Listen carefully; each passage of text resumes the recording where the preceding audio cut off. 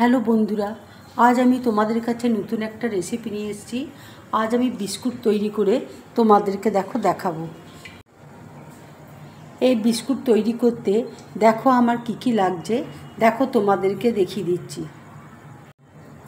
এখানে দেখো বড় এক কাপ আটা রয়েছে, এখানে 4 চামচ সুজি রয়েছে, 4 চামচ সাদা তেল রয়েছে, 5 চামচ দেখো এখানে চিনির গুঁড়ো রয়েছে, 4 চামচ গুঁড়ো দুধ রয়েছে, এলাচ গুঁড়ো রয়েছে, এখানে 4 চামচ দেখো সাদা তেল রয়েছে, আর এখানে কাজুকে দেখো গুঁড়ো করে রেখেছি। এবার দেখো সুজির মধ্যে আমি আটা দেখো মিশিয়ে নিচ্ছি। এবার দেখো চিনির গুঁড়ো দিয়ে দিচ্ছি, গুঁড়ো দুধ দেখো দিয়ে দিচ্ছি। এবার দেখো সব একসাথে আমি মেখে নিচ্ছি।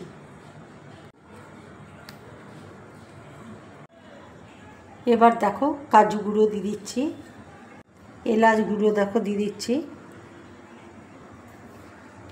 এবার দেখো সাদা তেল আমি দিয়ে দিচ্ছি, দিয়ে ময়ান দিচ্ছি।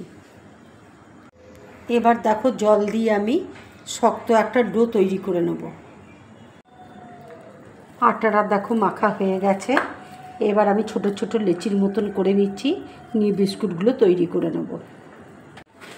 দেখো বিস্কুটগুলো ঠিক এইভাবে দেখো তৈরি করে নিচ্ছি।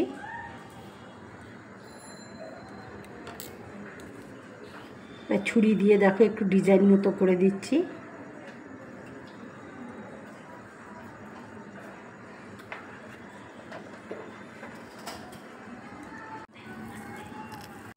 দেখো আর একটা তৈরি করে নিয়েছি এইভাবে। এবার ছুরি দিয়ে দেখো আমি ডিজাইন করে দিচ্ছি, একটু দেখতে ভালো লাগবে।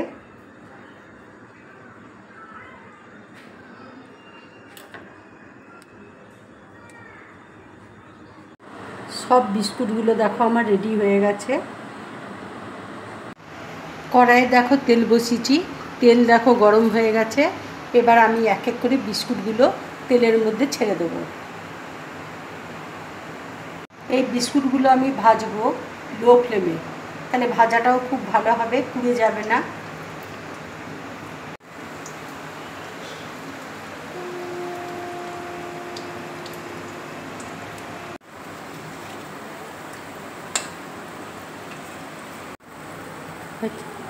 বিস্কুটগুলো দেখো ভাজা হয়ে গেছে।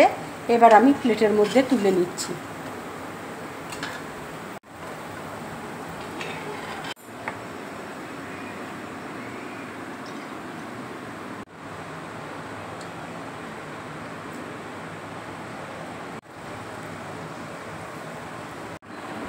সব বিস্কুটগুলো দেখো আমার ভাজা হয়ে গেছে।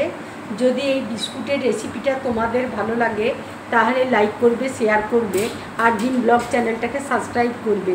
তোমরা বেশি করে কমেন্টস করবে, তাহলে আমার খুব ভালো লাগবে। নমস্কার।